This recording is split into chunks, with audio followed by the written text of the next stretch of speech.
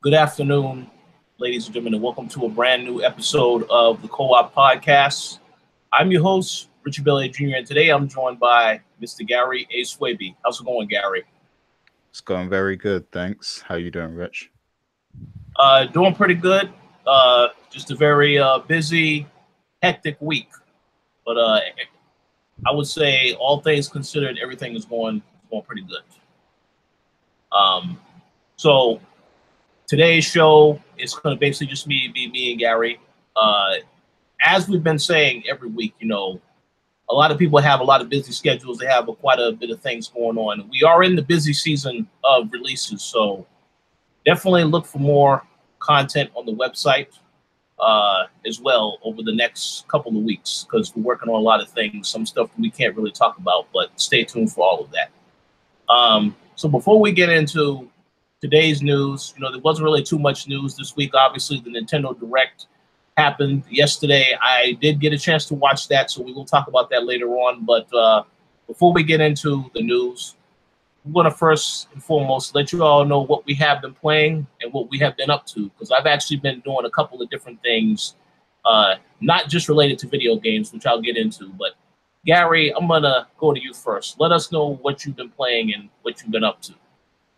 Yeah, it's been quite a busy week, so I only managed to play the usual Overwatch, and also I played some Senran Kagura, which is, like a fun little fighting game thing I've been playing, like a beat 'em up thing. And there's actually a review of the new game that's on the Nintendo Switch, I believe. I forgot the name of it. It's another Senran Kagura game, but if you go to the website right now, the review for that game is out. Let me get the name because I don't want to, Senran Kagura Reflections. So yeah, go check that out. This series is actually like it's heavily fan service focused. So like, it's got all your typical anime tropes as far as female characters go. Like schoolgirl outfits and big breasts and all that sort of stuff. Like it's a fan service game, so if you'd like that sort of anime, then these games are suited to you. But the reason I play it is like it's generally a fun game to play. Like the Estival versus game is a fun game to play. Like it's a button mash beat 'em up kind of thing, but like there's so much content to unlock, and there's like so many different challenges and things like that. So like it's generally fun. Like even though like if you can look past the crazy boob physics and female character models and all that stuff, it really is a fun game. So I just want to say that because people probably think like I'm some dirty old man because I'm playing that game, but yeah, it's fun. You should try it. But yeah, just those two games really. I wanted to play some more Dragon Quest, but I guess I'm gonna do that this weekend, since I'll have more time to play stuff. So that's pretty much it. Sounds good. So as for me, I did get a chance to play one game that actually has been, well, actually two games. First and foremost, I did get a chance to play Shadow of the Tomb Raider. The review is currently on the website right now. I gave it a 85 out of 100. So my personal thoughts on the game, I mean, I did play incomplete both the first and second game. And obviously, I really enjoyed Rise of the Tomb Raider. I felt like that game, it's a lot of action in it, all types of stuff. Shadow of the Tomb Raider, this is a game where there is a little bit of combat in there. Obviously they changed up a few things, but they made it more about the exploration. A lot of underwater swimming, which I think is awesome. I'm glad that they added that to the game. But as you play through the actual campaign, it just feels as though there's a lot about this game that, for a finale, because again, this is the final game in the origin story of Laura. I just wasn't satisfied with how they handled that. The story, I wasn't a fan of how they handled that either, because of certain stuff that happens in the story, certain things that you want to do. Like when you finally get to the boss battle at the end, you face off against the guy. It ends very abruptly after that. And that's fine for some people, but I just felt like a lot of aspects of the game were rushed. The storytelling, as well as the fact that when you have interactions with different characters, because just like in Rise of the Tomb Raider, they do have instances where you can have side missions and then you interact with other characters to do certain things. A lot of the character models used for that particular aspect of the game is some of the same models. It look way too similar. So there's certain aspects about it that does feel rushed.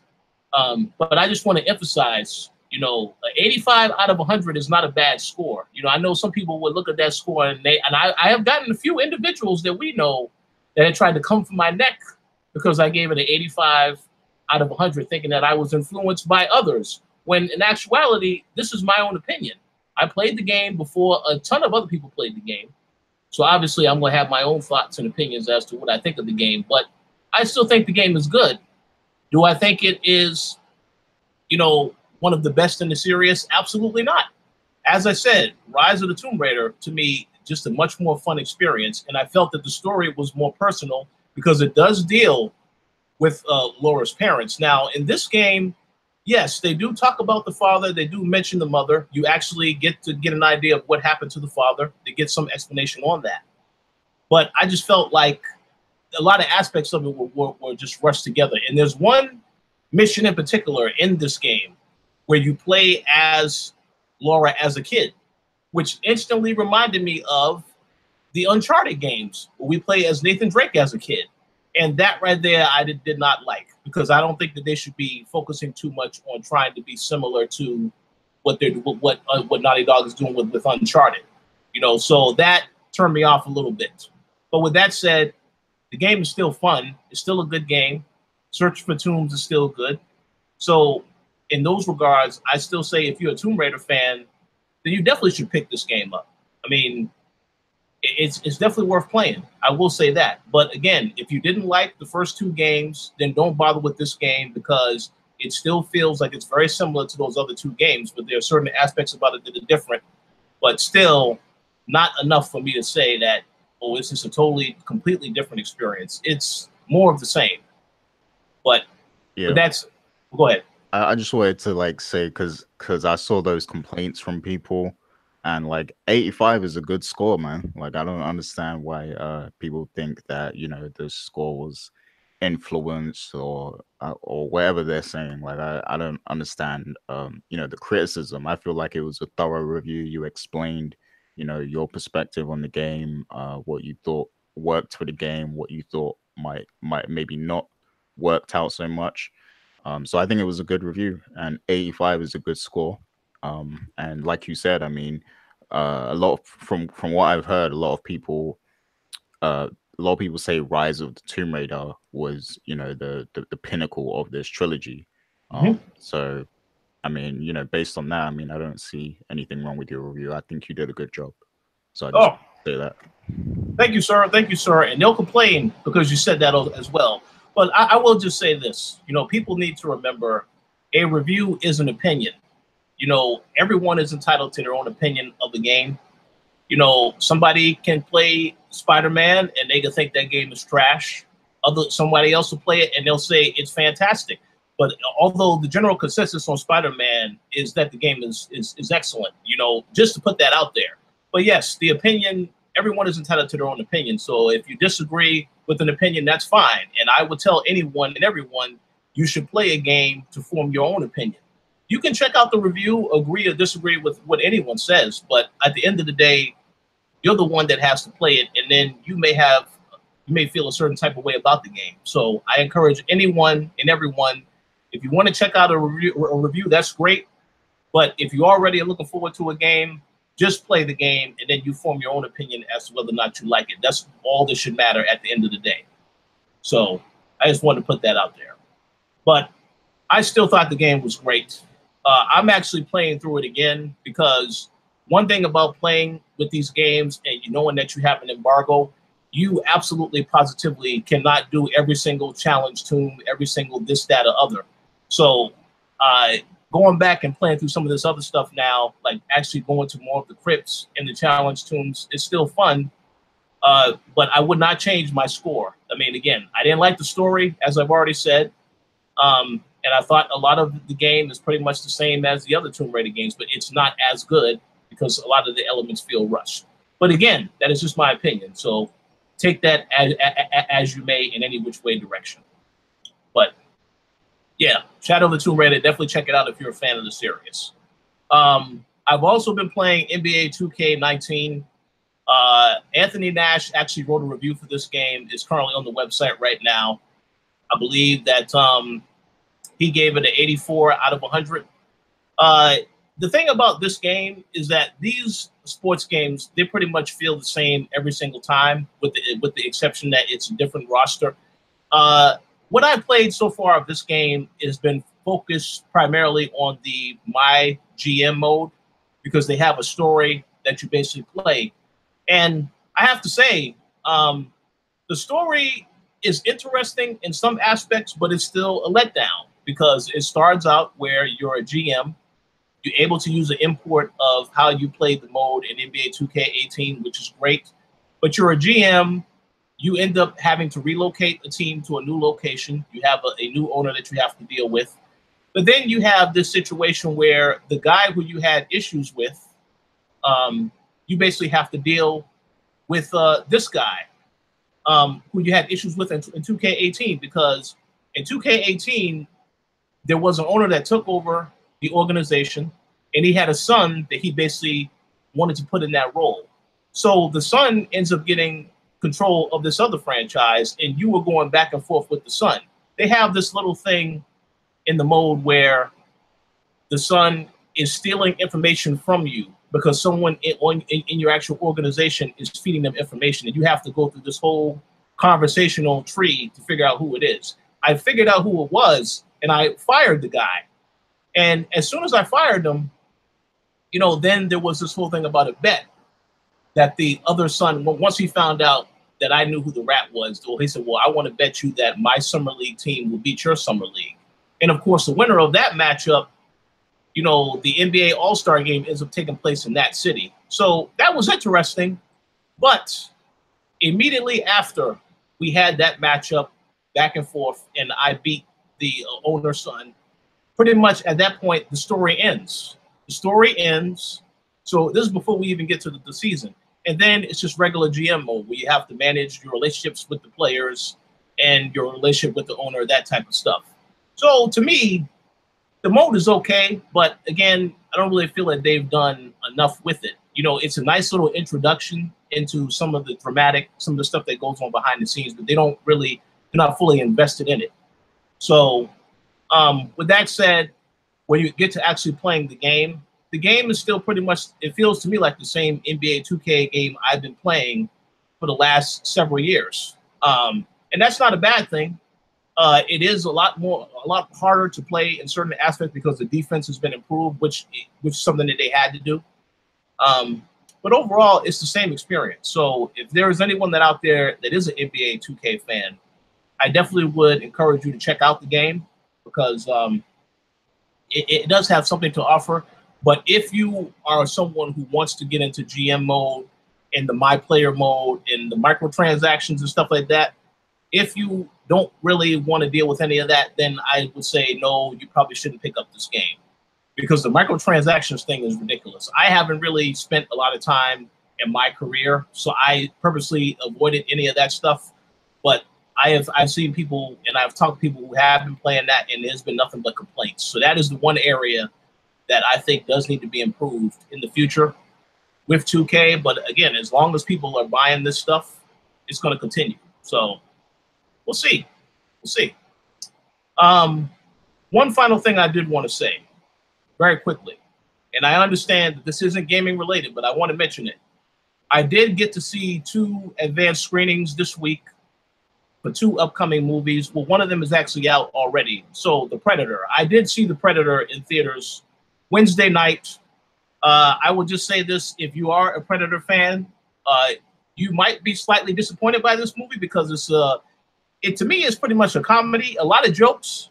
I personally liked a lot of the comedy in it, and I enjoyed that. It's a little lighthearted, but also a very serious subject matter. the way the movie concludes, it definitely will be another entry in the series after this. It looks to me like this could be, I don't know how many more movies they're planning, but they definitely gonna have another movie at the very least after this because of how it ended. But I mean, I for the most part, I will say it was a entertaining movie, only because I went in and I didn't have any high expectations. But again, this, I have to emphasize this: it is a comedy movie. The amount of jokes that people say, it's all funny stuff, funny humor. So if you go into it looking for a comedy, you'll like it. There is some action, of course. I don't like the fact that when you see a trailer, it shows too much of a movie. There are some instances where you can say, well, I saw a lot of this stuff already in the trailer. But they do have other things that they don't show, which I did appreciate in the actual movie. So, but yeah, it's a comedy. I've heard people have mixed thoughts on it. Some think it's amazing. Others was trash. The majority reaction from the movie when I saw it was that, oh, this is a funny, entertaining film, but this is nothing like The Predator that I remember. And I think that's a fair point to have in regards to the movie. But definitely check it out if you want to. And the other movie I did see, it was Night School, starring Kevin Hart, Tiffany Haddish, and a whole bunch of other actors and actresses that don't really get enough screen time. Movie was I think it was again another funny, entertaining film. The one thing I will say about the movie, you know, everybody already knows what to expect from Kevin Hart in terms of the comedy that he does. But to me, the biggest part of the movie is all of the supporting cast. The role that they play, they actually were funnier than Kevin Hart and Tiffany Haddish. And I would hope that after this movie comes out, these other actors and actresses are actually going to get other roles in other movies because they were very entertaining, very, very entertaining, a lot of funny jokes. There was a lot of stuff that didn't fall flat quite as much, but it was very funny, good movie, and it had a great message about second chances, how everyone does deserve to get a second chance at something, and they pretty much can do a lot of things with that. So definitely a good movie. I recommend both films, but again, this is just my opinion. You can see the movie, you think it's garbage. It's totally fine. But I would say they were pretty good movies overall. But that pretty much concludes. Yeah, that concludes what I've been up to. There is one more thing, though, Gary, I wanted you to speak on. Oh, what's up? You were at an event yesterday. Oh, yeah. Well, actually, I mean, I can say that I was at the event. So it was for Starlink, which is, you know, a game coming out for Nintendo Switch, PS4, and Xbox next month. Yeah. We saw it at E3 at the Ubisoft conference. Mm-hmm. We know that it has Star Fox and everything. But as for what I played, it's embargoed, and I'm still waiting for the full details. I'm waiting for the full details of what I can say and can't say until the embargo date. So I don't want to say anything just yet, but I'll have some sort of impressions eventually on Starlink. So look out for that. Awesome. Yes. Okay. Sounds good. Looking forward to that.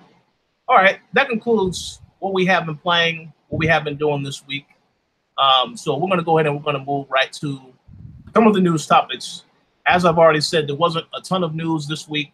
A lot of news did come from Nintendo. We'll get into that. But before we get into any of that, we need to talk about what went down this week with Henry Cavill leaving the DC universe and focusing entirely on The Witcher. Now, I will say this.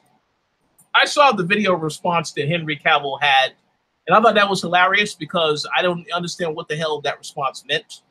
But I will say that I did see the initial reaction when they said he's no longer going to be playing Superman, and there's a lot of people that was like, "What the hell is this about?" A lot of people that was angry instantly said the DC universe is over.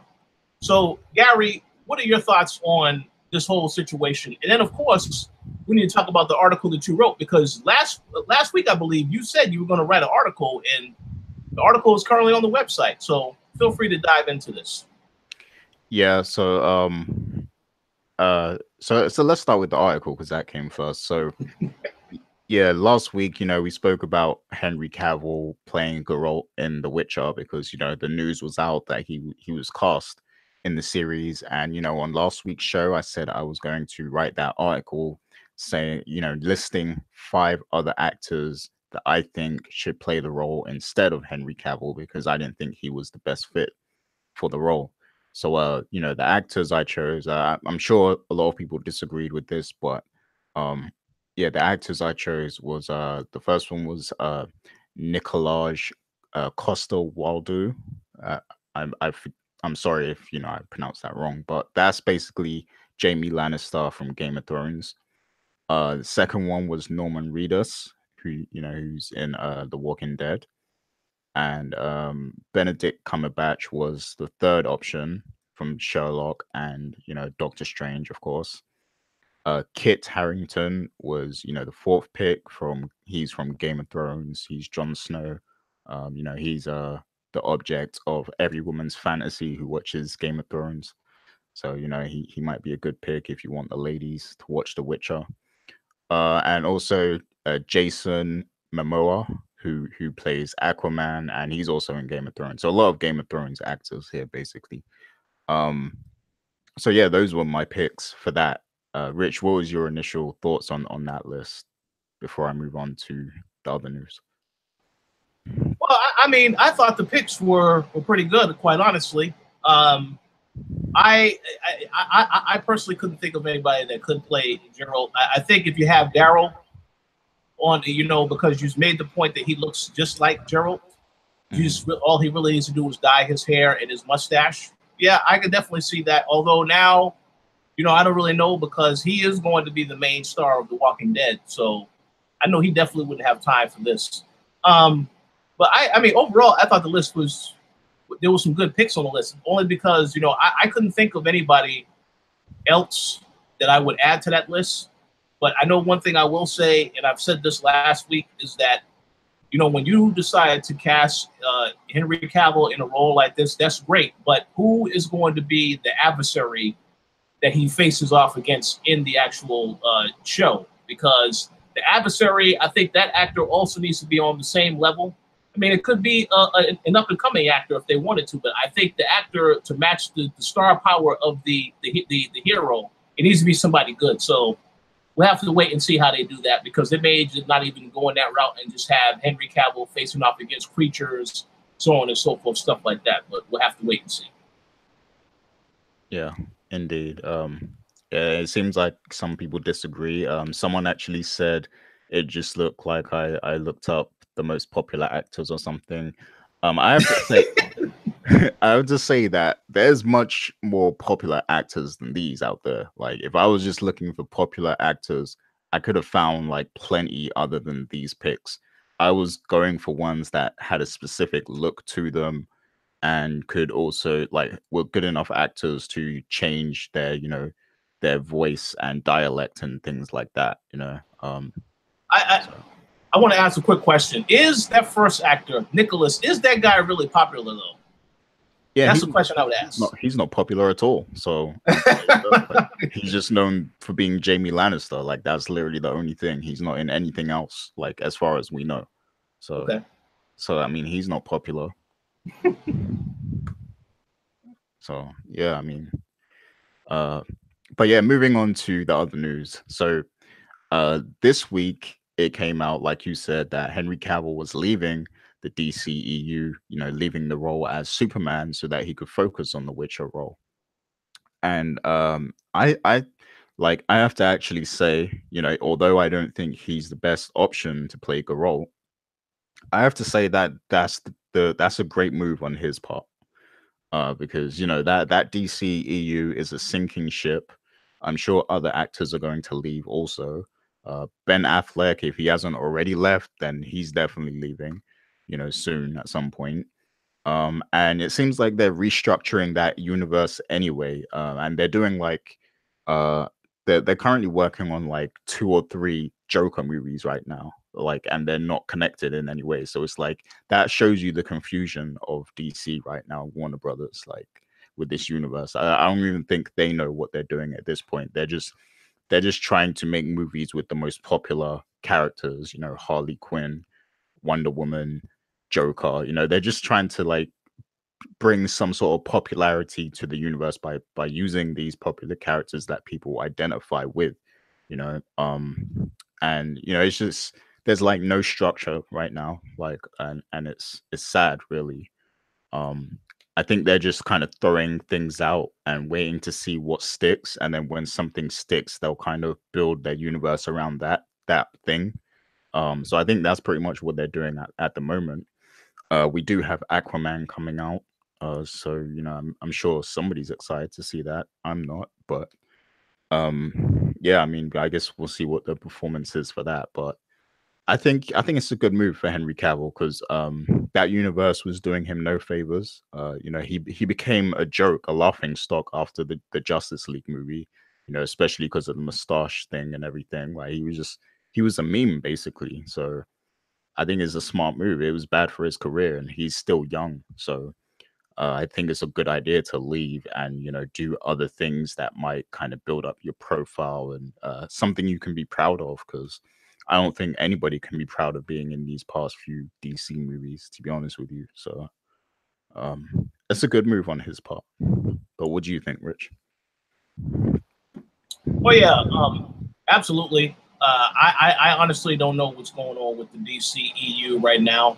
I know we heard about Ben Affleck a while ago, actually, and I don't really know what the update is on that, whether or not that is already effective or it's going to be effective soon. But Henry Cavill leaving it is good for his career. He can do other things that he wants to do. I think I've said, I believe it was last week, or maybe I said this off camera. I thought he did a great job in Mission Impossible Fallout. Even though it was very predictable what they were doing with that character, I still thought that he did a good job in that. And of course, you know, we had those images of that as well when he had his arms cocked. That video has gone around multiple times. So he also is known for that movie because of that scene. But yeah, I think he definitely can do a lot more with his career. So I don't really think this is a bad deal for him to leave DC, because I don't really know what their plans and their intentions were from him. I have heard that there was rumblings of people that they are considering playing playing Superman in the future. One of the names being Michael B. Jordan, who played Killmonger in Black Panther. I don't really know how valid that information is. I would laugh if DC did attempt to do that, because once again, you know, saw that Marvel had success with these actors and these people cast in their roles. So you're like, well, if he's not doing anything with Marvel, then yeah, we should go after him. So I would laugh if DC did try to do that. But we'll see about that. As for him focusing on The Witcher, I think that's going to be interesting. I mean, I still want to see how he looks as Geralt with all the makeup and stuff on, to really fully be, you know, convinced that this is the guy, that they made a wise choice in picking this guy for this role, because we haven't seen anything yet. As I said last week, we'll probably see something, I want to say next year, because the show is not coming out until 2020. So if there's any stills or anything released, that won't be until, I think, the middle of next year or closer towards the end, because it's coming out sometime in 2020. I have no idea when in 2020, but we'll see. But yeah, once again, I know DC said that they want to focus on Supergirl right now. They have Wonder Woman, and honestly, I honestly believe Wonder Woman is maybe the only character that they have that is has been portrayed somewhat decent among all the others. Now, I'm not saying the Wonder Woman movie was perfect, because that movie definitely has some issues, but that is the one character that I think they have a great actress. She looks excellent in the role. So that is one character that, yeah, they probably should focus on, because even in Justice League, this is a character that got a lot of attention, a lot of shine, more so than the other characters. So you got something great with her. Let's just hope they don't, you know, mess up that relationship, and then she wants to leave also, because that'll be bad for them. But hey, whatever DC wants to do, they are free and willing to do. But if I could give them some advice, it would be stop trying to be like Marvel. Stop trying to have all these movies come out at the same year. You know, really focus on making quality films. And if that means making less films, then do it that way. But don't try to copy what Marvel is doing, because you will be unsuccessful. And people are always going to make that comparison. So you got to do things to make sure that they aren't making those comparisons. But that's the advice I would give to them. It's okay that this didn't work out with Henry Cavill. Just focus on what you have. If you need to reboot the universe, do that, whatever. But yeah, stop trying to be like the competition and try to be an individual, and maybe you'll stand out more that way. Yep, that's great advice for DC. I think they should focus on, doing their own thing and not trying to mimic what the other company is doing. And the whole, I don't know if it's true or not, but the whole trying to get Michael B. Jordan as Superman, that's just so desperate if it's true, because it's like you see Black Panther was like, probably one of the I'm not sure how it stacks up against Infinity War at the moment, but it was one of the most successful movies this year, if not the most.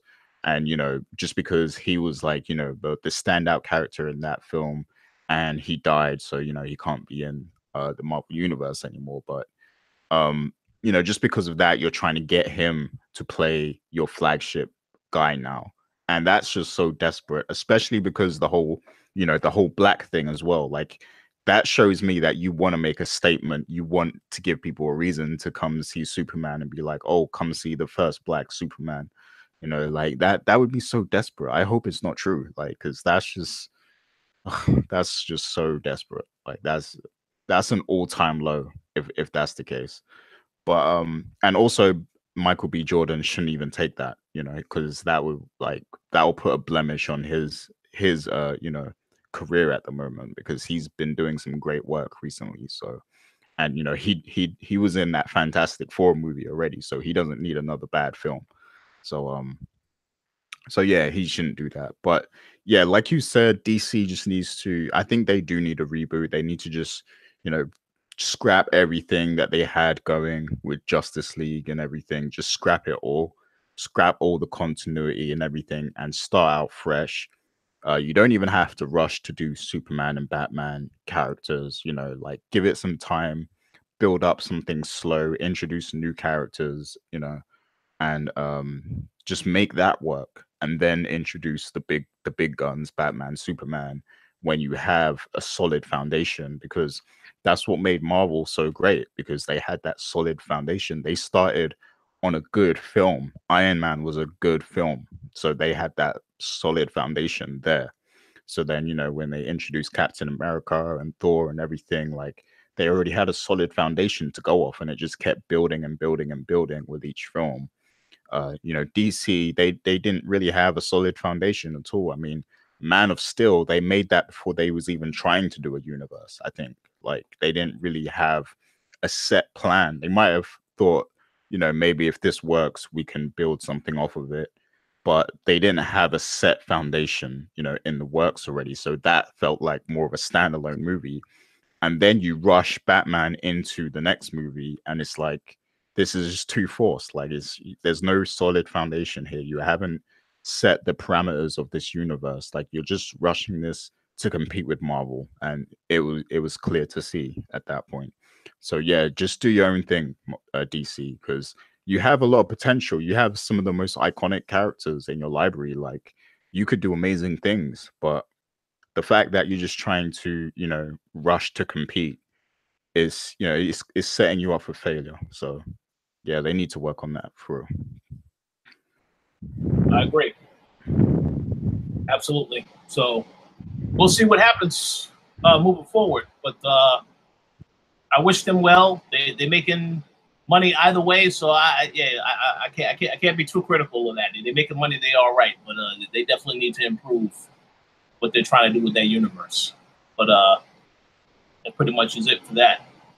Any other thoughts before we move on to the next topic? That's pretty much it.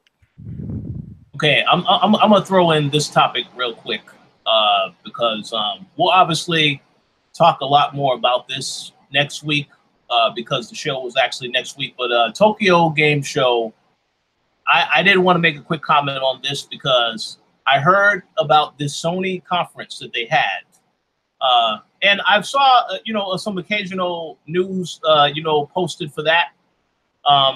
They announced a couple of new games, upcoming games, and then they showed more footage of games that we've already knew that were coming. So obviously, I don't know if Sony has any other plans. I do believe that we're still going to get Kojima have some type of presentation for Death Stranding at TGS. But I would say for a pre-stream of Tokyo Game Show, that was pretty disappointing, I have to say. I mean, obviously there were some things that were interesting, but for the most part, I guess like I said, we'll discuss on the next show because TGS is this upcoming week. So obviously we'll get a chance to see more of what Sony has to show or any of the other developers have to show at this show. But that, to me, I did see some highlights, and I did want to make a comment and say I was not impressed with any of the stuff that was announced. Does some of it look good? Sure, but I mean, this, well, I'll wait to see if they have a real presentation. I'll just leave it at that. Yeah, I mean, the two most noteworthy things I saw from that was the Kingdom Hearts VR experience, and that's not that's not a full game in VR, by the way. That's just a few like cutscenes and like just different moments that you can experience in VR through Kingdom Hearts. But at least they're trying to do something with the PSVR, I guess, because they've been slipping with that. Like they haven't been supporting it properly. So that's something, I guess, if you're a diehard Kingdom Hearts fan. And also that game made by the Yakuza creators, Judge Eyes or Project Judge. Yeah, that looks cool. If you're into those style of games, that looks like it has potential. So those were the only two noteworthy things I saw. Everything else was kind of meh. They had that Final Fantasy game, but that's not something I'm rushing to play, even though I am a big Final Fantasy fan. But it's not a big deal to me that it's just cool. It's cool that it exists, but I'm not in a rush to play that. But yeah, those were the most noteworthy things I thought. Yeah. It wasn't really too much. Like I said, we'll see if they have more to show when the actual show is taking place. Because again, I was confused because I know the last week on Sunday, last Sunday, I was on to throw down your questions, and it was during that show somebody mentioned you guys watching the Sony conference, and I was like, "What is this? What is he talking about?" And then I see they actually had a conference at 5 a.m. on in my time zone Monday morning. I was like, there ain't no way in hell I'll still be awake to watch that. But that's interesting. But from what I heard, it was not too impressive. So we'll see what Sony has to show next week.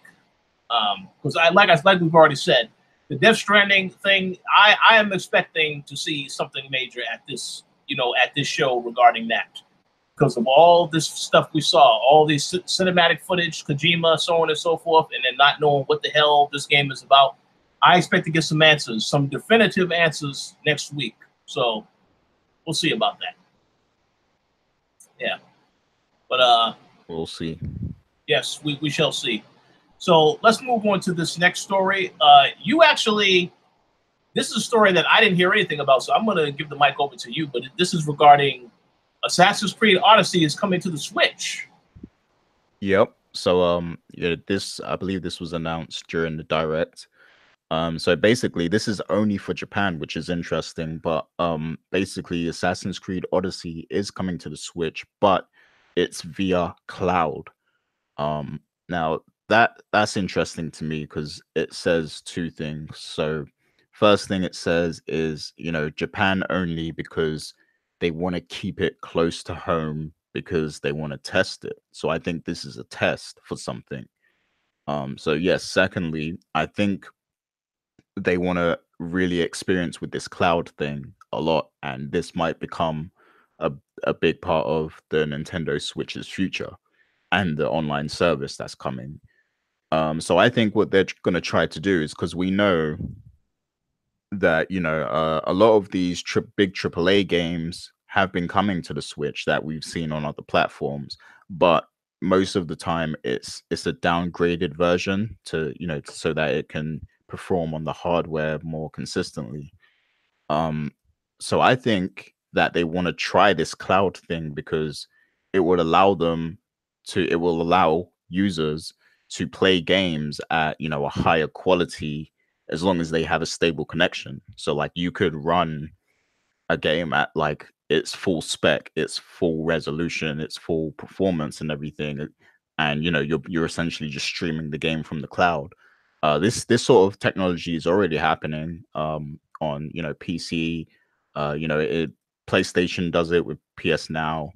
Xbox has done it. You know, so this is technology that's already in like available on other platforms. But the fact that Nintendo is using it says a lot to me. Like, you know, they're actually trying to move towards the current climate. You know, they're trying to match what's going on today, and that's big for Nintendo because Nintendo are usually that, you know, traditional company who are setting their ways, and you know they want to do things their way, and sometimes they can be a bit stubborn in terms of newer technology and, you know, new ideas and new features. So I think this is really cool that they are doing this. And I think, you know, this is actually a test. And if this goes well, they're going to roll this out as a common feature. And we're going to start to see some of the biggest AAA games be announced for the Switch day one, you know. So I think this is the start of something, the fact that this announcement came out. But what do you think about that, Rich? Yeah, you know, I definitely was caught off guard when I saw this particular story because I would have thought Assassin's Creed Odyssey, this is a game that will never run on the Switch.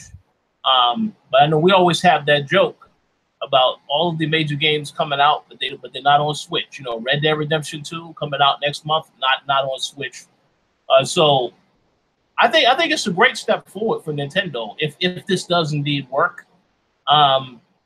I think it's very interesting that they did announce that this is only Japan, you know, and I'll be curious to see if this does prove to be successful, that maybe next year they make this something that you can actually play it here, over here in the States. I think that'll be very interesting. But I definitely want to commend them on a job well done, surprising people. Because I mean, like again, I am surprised that news came out like that because I was not expecting that. Very curious to see how this will impact the industry moving forward if they are able to start having a lot more AAA high-profile titles appear on the Switch. I still do believe that there will be some limitations, and it may not run quite as smoothly as you would anticipate. But again, I guess it depends on the developer and who is involved in this. We do know that Doom from Bethesda that came out last year, and they did announce that Doom 2 will be on Switch at launch the same time as it's going to launch on PlayStation 4, Xbox, and PC. I think that's a very big deal. So it is possible, I guess, with the right developers, whoever Bethesda's working with, to get that version to work. So it is possible for a lot more games to eventually come to this platform. Although I will have to say, I still do believe there will be some limitations on some games. Like, I do not expect to see Cyberpunk 2077 on the Nintendo Switch, and I do not expect to see Red Dead Redemption 2 on the Nintendo Switch, but I guess we'll have to see what's possible if this particular project works out. But yeah, it's very interesting. Very, very interesting, I'd say. Yeah, because I mean, they're probably missing out on a lot of games coming to the Switch that they want, you know, because this is really like the first time in a long time that we're seeing so much third-party support on the Switch, and they probably want a lot more of that. But as we've seen, sometimes these games have issues. You know, WWE 2K, I'm looking at you. So this is a way that they can get around some of those issues, because if it's running from the cloud, there's not going to be too much performance issues unless it's your actual internet messing up. So, or, you know, Nintendo server. So, it's a good idea. Well, hold on a second, though. So when you say running on the cloud, so this means that if somebody was to play the game and they want to take a break, then how would that whole thing work? I would assume that you would have to play the game in its entirety on the cloud. That's what I would need to understand. Yeah, so it's like streaming the game basically. PlayStation Now. Yeah, exactly. So I don't know about that, man. I mean, yeah, I mean, I haven't heard good things about PlayStation Now. So, you know, that's something that Nintendo's gonna have to work on to make sure the quality of the service is good, and you know the network performance is stable. You know, that's the challenge. But well, yeah. Go ahead. Oh no, yeah, I was gonna say I know they did announce that the online service starts next week, so this is going to be a big test to see how smoothly things run with the online capability. Because if it doesn't run good, then that streaming thing might not be quite as successful. But I have to commend them for trying to see how it works in Japan, at least as a testing ground. So yeah, I mean, I wish them the best with that. You know, I mean, it's definitely not easy to do if you have no history or, you know, no real experience doing that sort of thing. So it's probably going to be a challenge for them. But you know, I hope they pull through. I hope they manage to pull it off, because it could be a big deal for them. Absolutely. We'll see what happens. So curious to hear what people have to think about that topic, because I was surprised to see that myself. So we'll see what others think. So moving on to other news, and this is still Nintendo. Obviously, the Nintendo Direct took place yesterday. I saw it in its entirety. I did see the reaction. A lot of people was excited that we're going to get a Luigi Mansion 3 in 2019. Also that we're going to get an Animal Crossing sometime in 2019. And then, of course, they're adding a character from Animal Crossing in Smash Brothers. They showed a lot of other third-party support, as well as a couple of new titles. And Games Freak, I believe that's the name of the company, they're working on a new game. So there's quite a bit of interesting things they had in the show overall. I don't think it was a bad show. Give people a good idea of what they're getting this year as well as next year, which is great. But one thing that I know you definitely want to talk about, Gary, Final Fantasy 7, 9, 10, and 12 all have been announced. They're all coming to the Nintendo Switch. And I will also add that when this announcement was made, I also received the email from Microsoft letting me know that this is also coming to Xbox. So, Gary, what are your thoughts on these games finally coming to both the Switch and Xbox One? Yeah, so you know, Final Fantasy is one of my favorite topics to talk about. So, yeah, this. I mean, I see a lot of people online making a big deal out of this, and you know, saying, "Wow!" I mean, it is a big deal for Nintendo gamers. I understand that, and for Xbox gamers, but I don't like people are trying to spin this as if it's a big shocker that these games are going to be on other platforms. That's not the shocker. You know, the shocker is that, you know, I mean, cool. Now more people are going to get to be able to relive these classics and stuff. But the shocker isn't that these games are coming to another platform, because this has been happening already. Like, over the past 10 years or so, Square Enix has been pushing to, you know, expand Final Fantasy on other platforms. Like, this has been happening since 13, you know, Final Fantasy 13, that whole, you know, how they came out at E3 and said it's coming out on Xbox. Since then, they've been putting out these Final Fantasy games on like every platform they can, from PC to Android to iPhone. Like, they've been putting all these games out on other systems. You can get them on PS2, you can get them on PS3, PS4. So it makes sense that now they're coming out on the Switch and the Xbox. Like, it makes sense. You know, they want to expand the audience for Final Fantasy. So I don't get why, you know, there's a lot of like, I don't know if it's a fanboy thing or what, but people are saying, oh, like, I guess it's not exclusive to Sony anymore and stuff. Like, it hasn't been exclusive to Sony for a long time. Like, this is not a big deal. Like, Final Fantasy 15 came out on everything pretty much. So, yeah, I mean, aside from that, though, you know, it is cool that people on the Switch are going to get to relive these classics, and Xbox, of course. And there was a lot of like question as to why they left out Final Fantasy 8.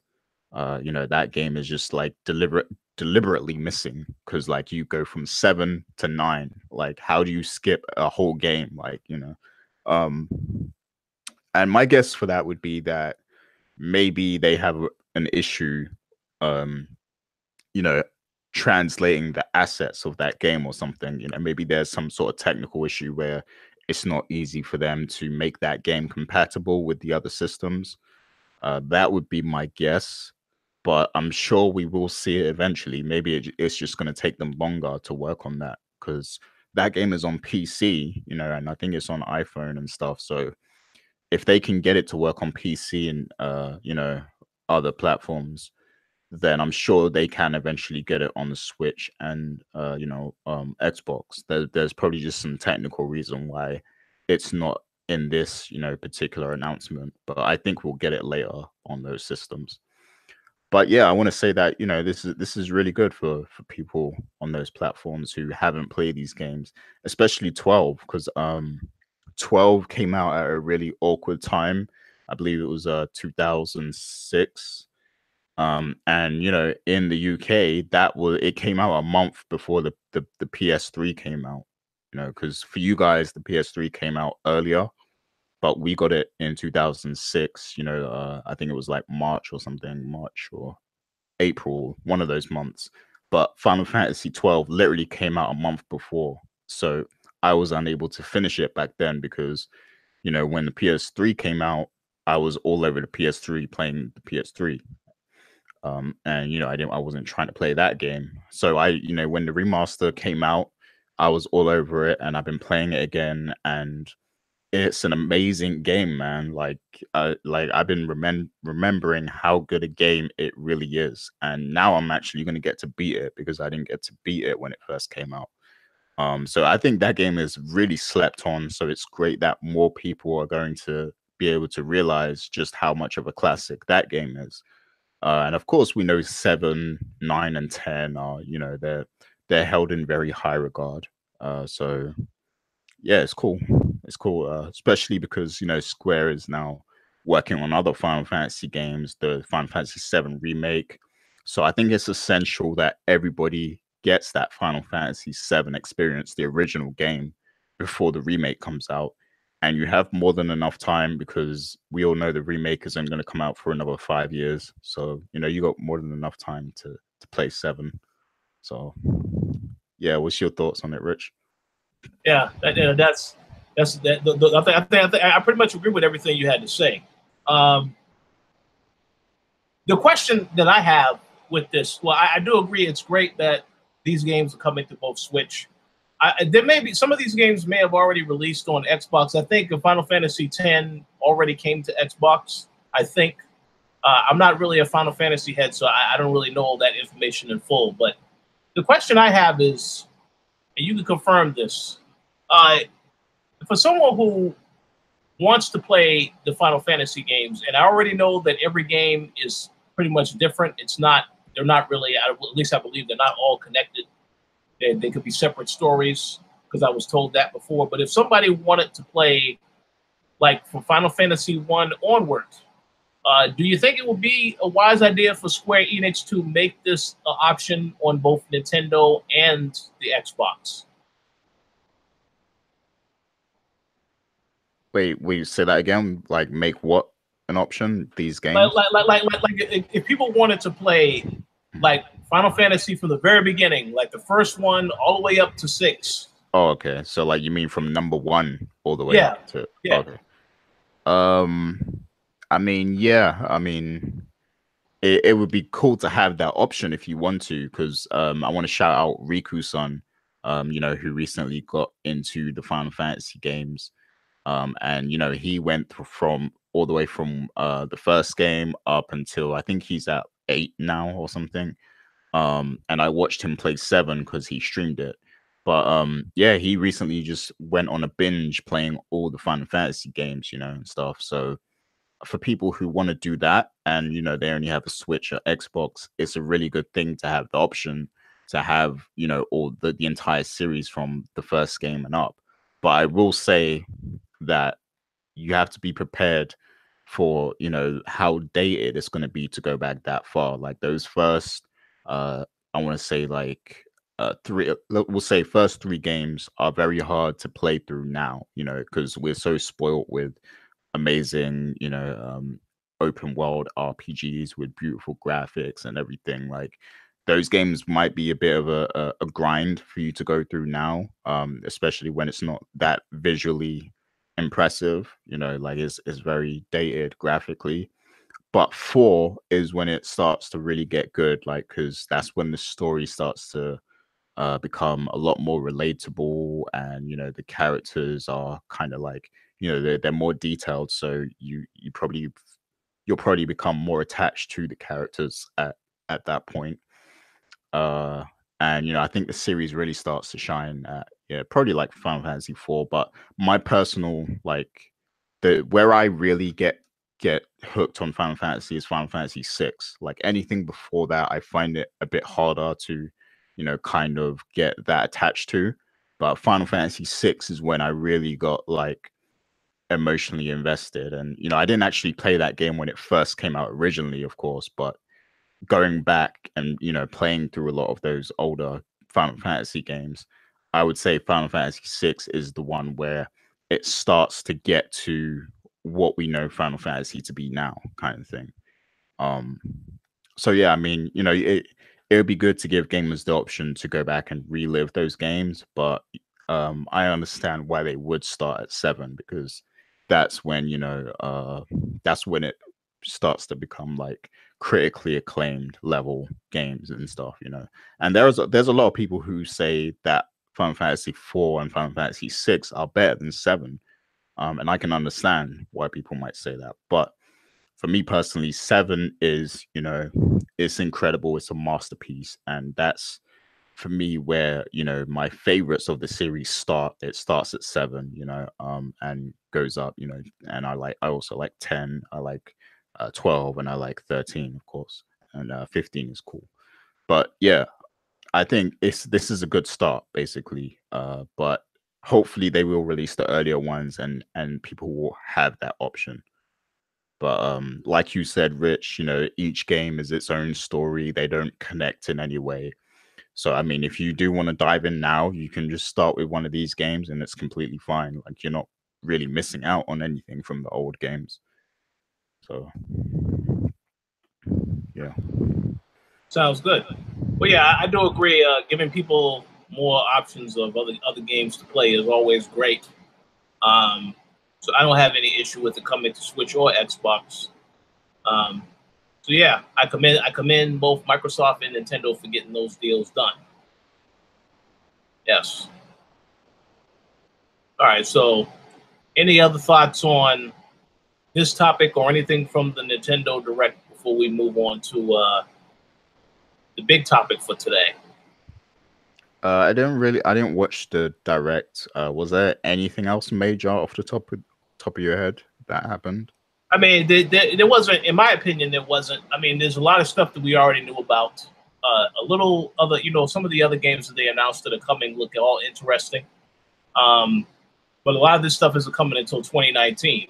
And though there was no hard dates for some of this stuff, you know, they did announce a lot of the ports that we knew were coming, like, you know, the Mario Brothers U. Well, yes, there is now a version of that coming to Switch the beginning of next year, but it's a deluxe edition. Because that's how they're doing it now. You put the deluxe in there to make it appear as though it is a new game.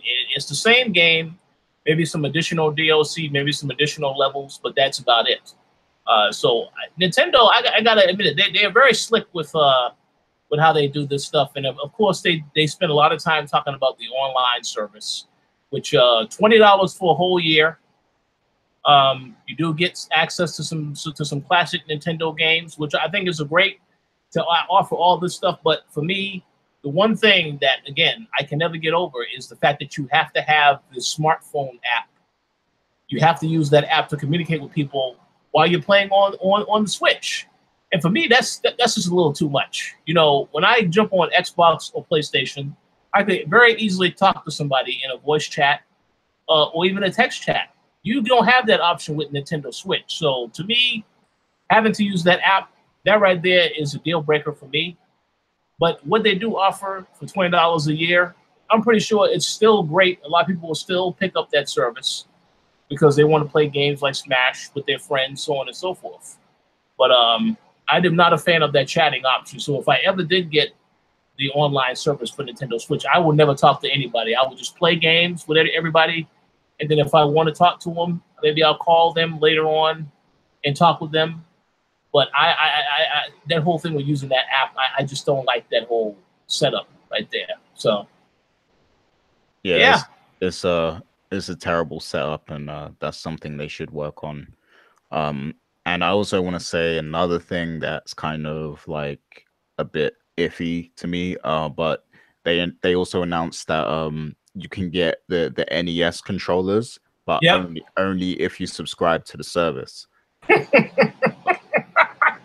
That's, you know, it's a blatant ploy to get people to subscribe to this service, like, and get money out of them, because you're not giving anyone else the option to get those controllers, and you know people are probably going to want them, you know, so that they can use them on the Switch.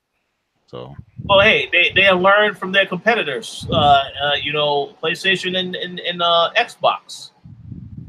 They try to offer some more incentives for those that to make them pick up the service. But my whole thing is, as you already said earlier, they need to prove that this is a viable service that actually will work and run smoothly. You know, until they do that, then, you know, I'm not sold on the service. I mean, obviously, I do like those Joy-Cons that look like the old Nintendo controllers.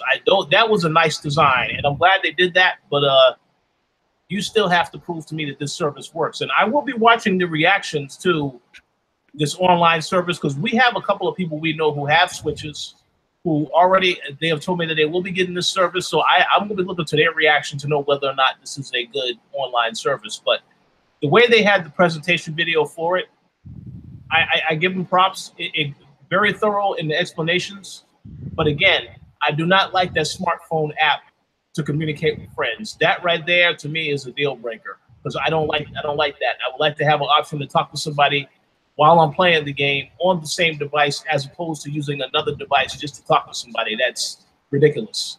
But we'll see how the reactions are this upcoming week, for sure. Yeah, I can't wait. That's September 19th on Wednesday. That's when the service launches. I have a feeling that Twitter is going to be lit that day, so I will be I will be tuned in to see what people are saying. So, you know. Absolutely. All right, so the final topic for today, and I'll go ahead and throw this out as well. Yes, there was news that there is an Alan Wake is actually going to become a TV show. We don't really know a lot of information on that quite yet, so we'll have to revisit that topic later. I wanted to make mention of that because I know some people may think we didn't know about that. We do know about that. I've also followed the story in which Insomniac says they would love to make a Sunset Overdrive 2 if they get an opportunity, but that all depends on what happens. And again, I will say I definitely want to see Sunset Overdrive 2 if that is an option. I don't think that is going to be an option anytime soon, because Spider-Man, the way they handled that story, clearly there is DLC coming, but I'm about 100% certain there's going to be another game in the series, maybe even a couple more games in the series. So we'll see what happens with Insomniac in those regards. But yes, the main topic we wanted to get into, you know, a lot of people have been asking about what's the deal with Crackdown 3. We know we went to E3 earlier this year. Initially, Crackdown was supposed to come out February 22nd. Then that date was changed to February 2019. So, you know, I would assume it's still coming out in February. I don't really know. We don't have a hard date, but we did get a statement from Microsoft, if you will. And the statement, I believe this was said by was it the head over there, or was it Aaron Greenberg that said the statement? It was Aaron Greenberg. Yeah. Okay. So he made the statement that there's more than enough content this holiday season, and therefore we don't need Crackdown 3. So let me provide a little context to this statement before we get into our thoughts. Crackdown was originally supposed to come out this year. And when it didn't come out this spring, this past spring as initially expected. Everyone assumed, well, the game was probably coming out this fall. So when we got to the E3 conference and they said February 2019, well, I thought to myself, I don't really think that's a bad move because there is a lot of stuff coming out this holiday season, and it probably would have gotten killed if it did come out. If it did, but it had to come out at a certain time. So now that we've gotten this statement from Aaron Greenberg, what are your thoughts on this statement? Do you agree with his line of thinking, or do you think that that is no excuse? Crackdown 3 should have just dropped, regardless of the other games that are coming out this fall. Yeah, I think, I think he's just copying please because he knows they don't have too many exclusives coming, but he has to say something. He has to make it look appealing still, for people to buy an Xbox and to play their Xbox this holiday season. So this is PR talk. He has to say this, like he has to still sell the system. But the truth of the matter is, yes, Forza Horizon 4 is a great game. It looks great, and it's cool that they have that coming. I'm sure that's going to satisfy a lot of people, but you need more. There's a lot of Sony has had a lot of exclusives come out already. Spider-Man, God of War, Detroit, and it's like when you look at the stats for the exclusives, the Microsoft hasn't had much, and I know people are gonna use the idea Xbox thing, but those aren't high profile games. Those aren't system sellers. Those aren't gonna get people to go into the store and buy an Xbox. They're not gonna buy an Xbox for an Xbox ID game, and that's a sad thing to say because I'm sure there's a lot of cool games in that library of games, but you're going up against heavy contenders. There's a lot of big third party games that are going to perform well on PS4. They're probably going to perform better on the PS4, a lot of them. So it's he has to say this at the end of the day. Like he has to big up the fact that those third party games are also going to be on Xbox. And he actually name dropped a lot of those third party games from Red Dead to Fallout 76, and games like that. And I can't even hate. I can't fault him. He has to do that. He has to sell the system. And I'm not saying there's no reason to buy an Xbox. If you want to buy an Xbox, go ahead, buy an Xbox. There are going to be games to play. There's going to be a lot of third party games for you to play on the Xbox. So you're going to have a good time. I'm sure there'll be some friends maybe that will be playing with you and stuff. So yeah, if that's the option you want, go for it. It's a good time. We know that Microsoft has bought studios, so they have, they're going to have games coming down the pipeline. They have the Xbox All Access service coming as well, so there's probably going to be a lot more people on Xbox eventually. But this fall, when I'm looking at this fall, I don't feel like all the good changes for Microsoft are happening this fall. I think it's going to begin to happen in 2019. I think that's when it's going to kind of shift, and the brand is going to slowly get stronger starting next year. As for Crackdown itself, I don't know about that game. Like, I don't know. I'm not too sure about it. I don't know if it's going to be a good game. I don't know if it's going to live up to expectations. We've been waiting on this game for 5 years, and we like it. I don't know. You have to put a question mark. You have to put an asterisk next to that game, because who knows if it's going to turn out good. And who knows what it even is at this point. Like, they've kind of changed that game from what I heard. So who knows how that's going to perform. But I will say this, I think they have a bright future, and the fact that they've secured those studios and they're trying to get even more studios, I think that means Xbox is in for a bright future. I think Xbox All Access and Xbox Game Pass are great additions to the Xbox brand, and it's going to provide a lot of value for people who do buy into the Xbox. So you know, if you want to buy an Xbox, it's a good time, but be prepared to wait for, you know, a lot of the good exclusive stuff, because that's not going to start to come until, you know, maybe later next year. So yeah, I mean, yeah, that's pretty much all I got to say. But yeah, good PR work from Aaron Greenberg. You know, that's all I'll say. All right, so my statement is going to be a little bit more controversial. I think you made some great points about the PR statement. I will say this, though. I agree 100% with Aaron Greenberg because of the fact that, well, first and foremost, let's address Crackdown first. I had a conversation recently with our colleague, Mr. Eddie V. And, of course, he was saying that he doesn't think that Crackdown is a AAA game. I didn't play the original Crackdown games, so he very well could be correct in what he said about that.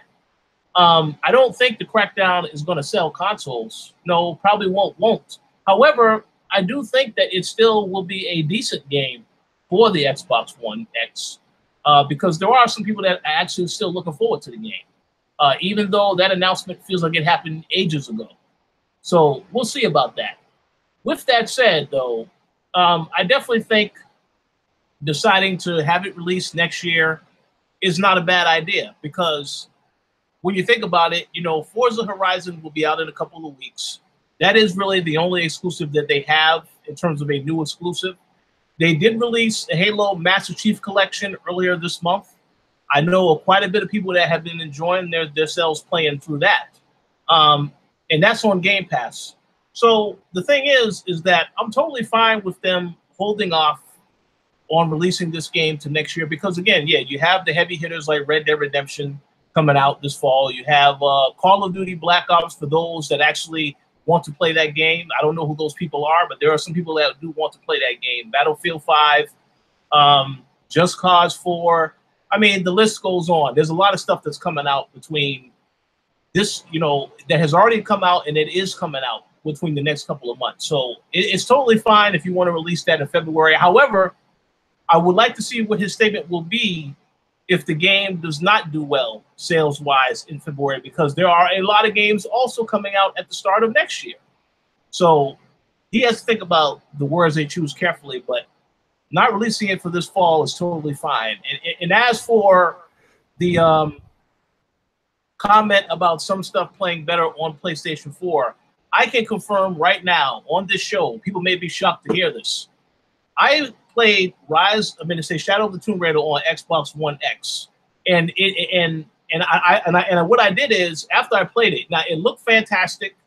It looked absolutely fantastic. It does have enhancements, of course, but what I did is I looked at the score that game got on Xbox and PlayStation in comparison, the Metacritic score. The Metacritic score on the PlayStation version is 10 points lower than the Metacritic score on the Xbox One. And I think that is because the game runs better on Xbox. It definitely looks better on Xbox. So I think that's what that's about. And there's a lot of games that will run better on Xbox depending on how much the devs want to utilize the Xbox One X and the features that it does have. So I do think that some third-party titles, they do have some advantages. And I'll go back to another game, even the Crew 2, which came out a couple of months ago. I played that game on PlayStation 4. It had a lot of issues. Now, I've heard the Xbox One X version pretty much a major difference, so it performs better. Now, I didn't see it perform better, but I've heard the general consensus that, yeah, the game, so some games do play better on Xbox One X than they will on PlayStation 4. So with that said, we'll see what happens this fall in terms of the third-party titles, which ones will perform better. I'm very curious to see how Red Dead performs on both consoles and which one is really going to be the best experience. But I can confirm that Shadow of the Tomb Raider, that game was made for native 4K output. So it looks, like I said, it looked fantastic on Xbox One X. It definitely played great on the system. I don't know how different it is from the PlayStation 4 in terms of how it performed on that console, but I can say that, yeah, I can see how there are definitely some advantages to having the Xbox One X. But, you know, with that said, to get back to Crackdown, we'll see what happens when Crackdown drops in February and whether or not a lot of people are going to be hyped for it. But I do think, as you said earlier, a lot of the other games Microsoft has coming, like obviously Gears 5, Halo Infinite, those games will definitely move consoles, without a doubt. But I think because Microsoft, not only do they have this, but because they also now have that service where you can pay a small price every single month, and it makes the system a lot more affordable for those that can't pay $500 up front. I think that they look at that as another win for themselves, which is a win because you're still getting the console in people's homes. But I think because of that, they're not really overly concerned about the exclusives. They know they got some stuff they're working on, so we'll see what the future holds in terms of next year. But this year, just dropping Forza Horizon, I'm totally fine with that. What you said about the ID at Xbox games, you are correct. Some of those games are not going to hit. They're not going to be massive. Some of them are not bad though. You know, because I did play a few of them at the Xbox event at E3. Some of them are not bad games, but a lot of them are not coming out until next year. So again, it's just have to wait and see what they have planned for the future. But I don't have too many issues with the statement. I do agree with what he said. There's a lot of stuff coming out this year that might get lost in the shuffle. And unfortunately, and we will revisit this conversation later, I'm pretty sure that there's even some games that are coming out this year that are going to struggle. And that's what I'm actually curious to see, because I'm pretty sure a lot of people I've spoken to, they're definitely going to buy Red Dead. But I'm curious to know which games coming out this holiday season do we know for sure will not sell well at all. So I'm curious to see those numbers, and we'll get that information as time goes on. But that's all I have to say regarding Mr. Greenberg's statement. Yeah, that's definitely respectable thoughts there. I like the thing I'll say about Crackdown 3 also is, you know, whereas it might not be a big system seller, but I think it will be a good Games Pass seller. Like, because I think when that game comes out, you're gonna have a lot of people who are gonna be like, "All right, let me see how this shit turned out," and then, you know, they're gonna resubscribe, or, you know, if they aren't already subscribed, and they're gonna download it. So a lot of people who either already have Games Pass or have an Xbox but don't have Game Pass are probably going to get it to play Crackdown. I don't think it will. I don't think it's going to be a game that sells a lot of units. I mean, it will obviously, it might chart and everything. I don't think it's going to be, you know, in the top 3 or anything. But that, you know, I mean, who knows what's going to happen? I mean, it could, but I think that game is going to sell Game Pass, though. I think that the subscription rate is going to go up, and a lot of people are going to get it on Game Pass. So I will say that, because, you know, everybody's going to be curious about the game, and if it's got online functionality, people are going to be wanting to play it with each other and everything like that. So I think that's going to be a very popular Game Pass game. I agree 100% with that. Yeah, that game, absolutely, a lot of people who have Game Pass will pick it up. I am hopeful that people are still going to buy the game, though, as well. But we'll see what happens. I mean, either way, I know Microsoft, they just want you to play the games. I don't think they care too much about the sales, because if Game Pass ends up becoming a you know, one of their most popular things that they sell a lot of, then they're still making money either way. But we'll see what happens. But Crackdown, it may not be. It might not turn to be. It might not turn out to be a bad game. It might still be decent. I am somewhat optimistic for it, but obviously we need to see more, and I need to get a confirmed release date, not a February 2019. I need to know when is the game coming out, day and date. Then I can look forward to it. But we'll see what happens with Crackdown. And again, all the other titles they have coming, you know, Gears 5, Halo Infinite, definitely looking forward to those. Absolutely, without question. Because I do feel like with Halo Infinite, I feel like 343 has something to prove, because they saw some backlash they got on Halo 5 with that story. So, yeah, I'm looking forward to seeing what they bring to the table. Yeah, we'll see what happens. But yeah. So, but yeah, definitely curious to hear what the listeners and viewers think about what Microsoft said. Whether or not you agree or disagree, feel free to let us know in the comment section below. But was there anything else that you wanted to discuss before we wrap up today's show? That's pretty much it from me on my end. Okay, yeah, that's what I thought. So as I said, not really too much news this week. A lot of things going on in the background. So, but we do thank you guys. Thank you all for listening and supporting us, checking out the show this week. Whether you listen to it later or live, we appreciate the continued support. Whether or not you agree or disagree with some stuff that we said, we also appreciate that support as well. So definitely stay tuned for a lot more things, a lot more content that's going to be coming to the site very soon. A couple of reviews for some other upcoming games that I can't really say too much about, but just stay tuned for more content. And of course, we'll be back next week to discuss more things, including Tokyo Game Show, because I'm very curious to see what goes down that entire week. But I'm going to pass the mic over to you now, Gary, for shout outs. Yep. So as usual, big shouts to all of our Patreon supporters: M. Collins, Mauricio Aguilar, Himdil, Fergus Mills, Miguel, and Antonio Rogers. We appreciate your continued support. And we will be looking at putting some extra content up on the Patreon, like different discussions that we record behind the scenes and everything. And it will be exclusive to Patreon supporters, but we'll put up snippets and stuff on YouTube every now and then, just so you can, people who aren't subscribed, you can see what kind of discussions we're having behind the scenes and everything. And and it might, if you feel like you want to hear more of it, then you can choose to subscribe for as little as $1, and you'll also have access to all of our giveaways also. So big shouts to those who have continued to support us. We really appreciate you guys. Shouts to people who joined us in the chat today. It was fun as always. Corey was in there, Miguel. We had our resident troll Ruthless in there as well. So shouts to all those guys. And as always, big shouts to the Throwdown crew and everybody else at the Koalition, including Tatiana, Nash, Dana, JJ, and everyone, Tony, everyone at the site. And yeah, that's pretty much it for me. Absolutely. Yes. Shout outs to everybody.